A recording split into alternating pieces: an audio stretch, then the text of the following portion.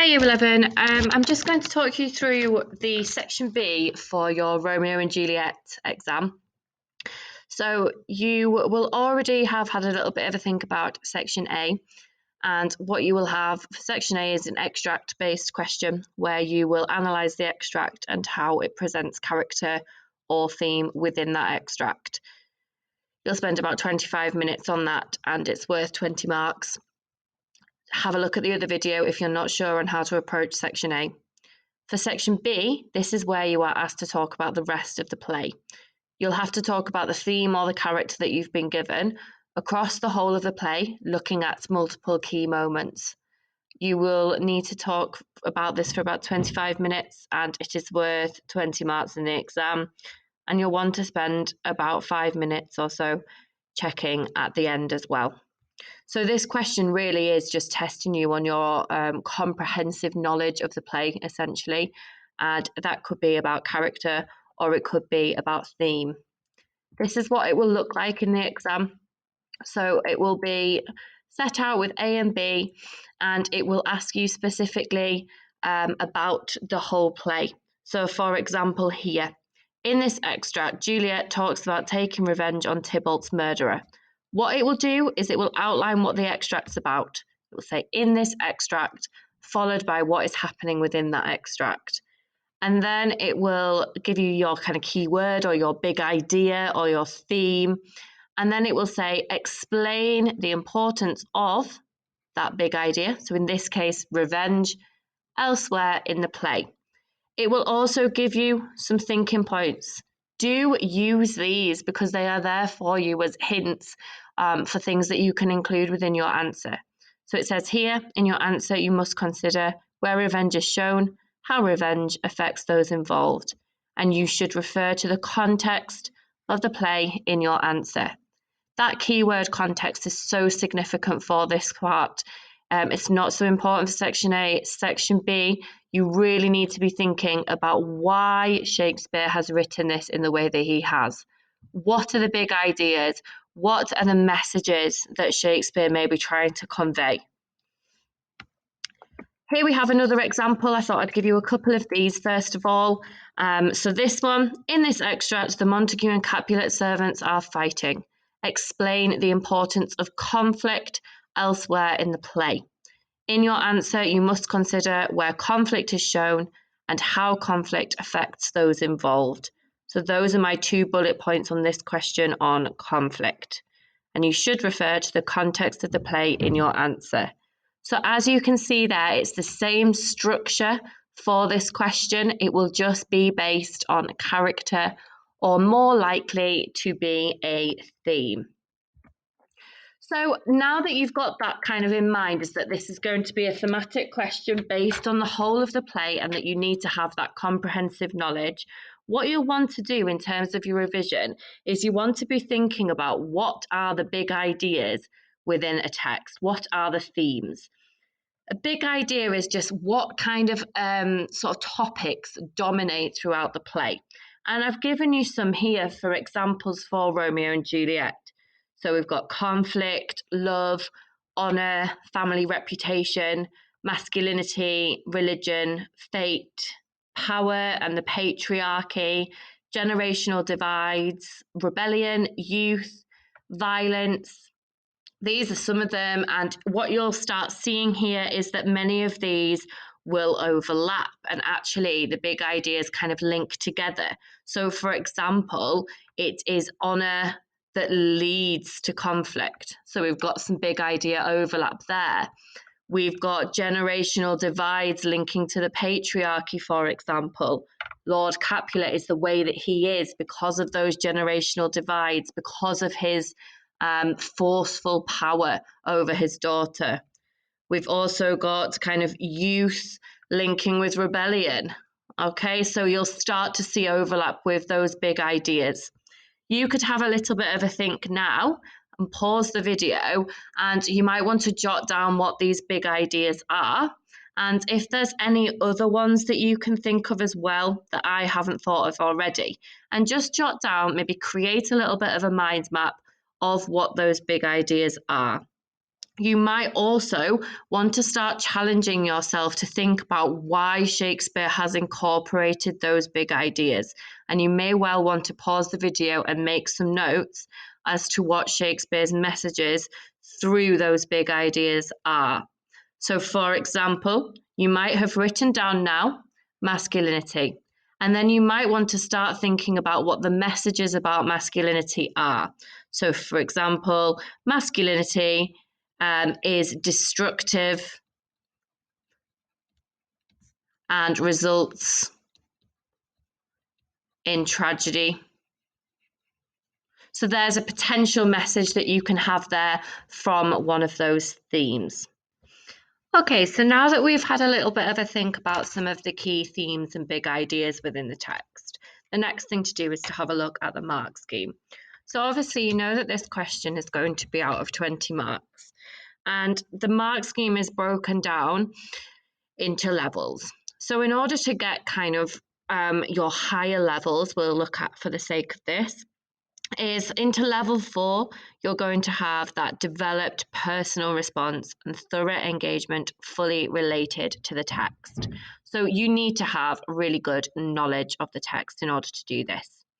You need to have a critical style which is sustained with well-developed interpretation. This essentially means like really explore the quotations that you've picked out, really mention Shakespeare, really think about Shakespeare and his intentions throughout this, using kind of analytical verbs as to what Shakespeare is trying to achieve. You need to have well-chosen references to the text, which supports a range of effective points. So you need to be able to quote Romeo and Juliet. If, for instance, some of the quotes are very long and quite tricky to learn, you can just pepper short and relevant quotations throughout your response, which really shows that you understand that topic.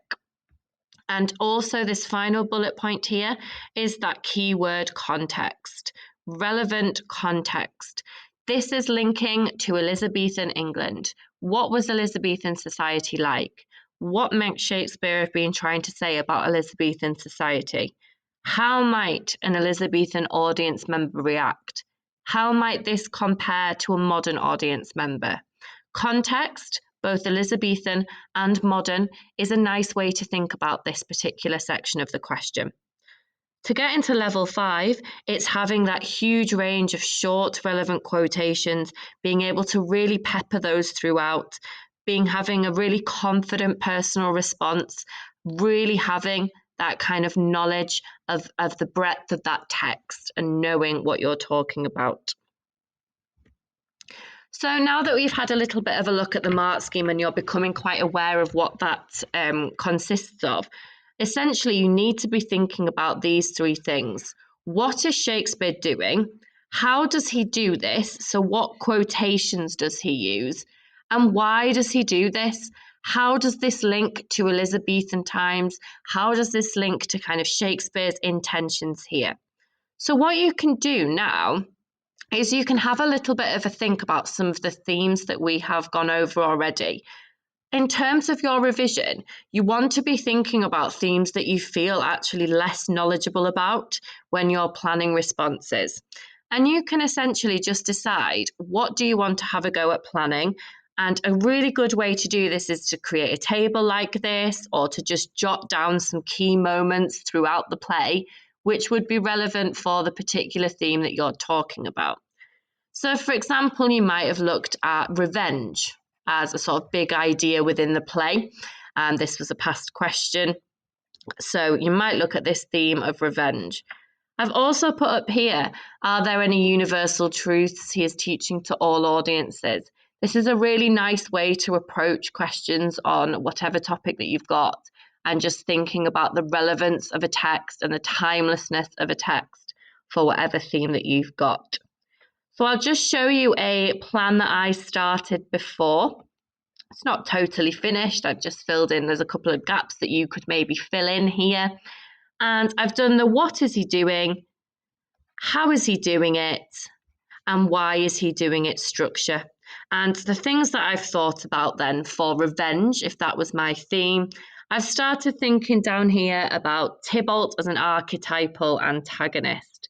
Archetypal just means typical. It's something that you've seen before, that he's seeking revenge for being wronged. I've put in a quotation. This is when he's at the party and he realizes that Romeo's there. He calls him a villain. And he says, now seeming sweet, convert to bitterest gall. This idea of him being violent and him, all of his ideas becoming poisonous. Why does he do this then? Why does Shakespeare do this? And notice here, I'm really trying to use analytical verbs when I'm thinking about Shakespeare's intentions. So to reveal the reality and power of the vendettas within Italian society, and to critique the harm in which these caused, to expose the problems with familial conflict as a huge threat to stability within Elizabethan society. So what I've done is I've just thought ideally of about 4 moments where revenge is significant. And I've jotted down what Shakespeare's doing, and I've started to find some quotations and then thought about why Shakespeare does this. I would suggest you pause the video now and you could complete this plan, or you could have a go at picking another theme, perhaps conflict or love or fate, and plan your own version of that response. The final thing that I'm going to do now that you've spent some time planning is I'm going to just show you some really, really strong example paragraphs. What I'd like you to do when you're looking at these example paragraphs is to notice the level of detail and the precision. They have looked at precise parts of the text. To look at short quotes that are peppered throughout the response, little, often, and precise.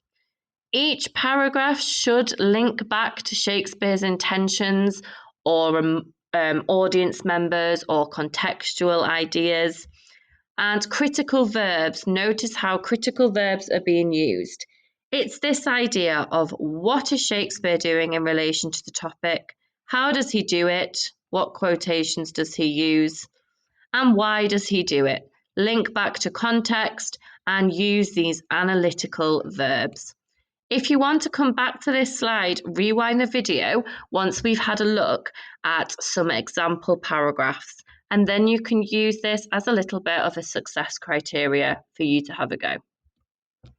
So here is an example, and this question is actually one on Juliet and how Juliet is presented throughout the play. Just going to read through and pick out some of the really strong elements of this response. So at the beginning of the play, Juliet is presented as the archetypal Elizabethan daughter. So what we have here is already we've got kind of a really clear topic sentence which relates to the question on Juliet and that they're going to elaborate on. Juliet's first appearance in the play is when her mother discusses with her the prospect of marriage, during which she compliantly replies, "I'll look to like if looking like can move." So we've got relevant quotations which really show Juliet as an archetypal Elizabethan daughter. So we've got those kind of relevant quotes there. This response shows her obedience as she agrees to see Paris, but only like him if her parents consent to do so. She goes on to say that she will not endart her eye more than her parents' consent, echoing her father's words earlier when he was arranging her marriage with Paris. So what we see here is we've got a really kind of good explanation of the relevance of that quote. We've also got short quotations further being peppered. Consent here. It's not a long quotation, but it's relevant. And we've got linking across the text as well, echoing her father's words earlier. This shows really strong knowledge of the play as a whole.